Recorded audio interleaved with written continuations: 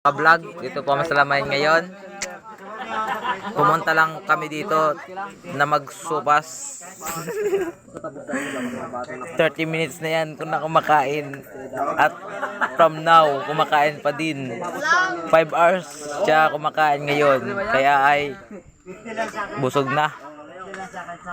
Ops, ito mga katrop.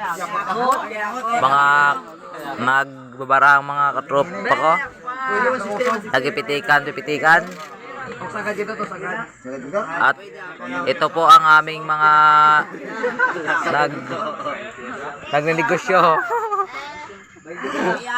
At parang kinulang pa po siya sa pagkain. Usupas.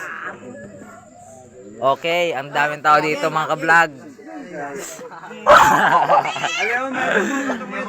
Parang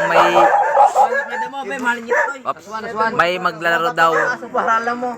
May maglalaro daw dito eh. Okay mga ka-vlog, may maglalaro. Alis muna yung mga katrupa ko.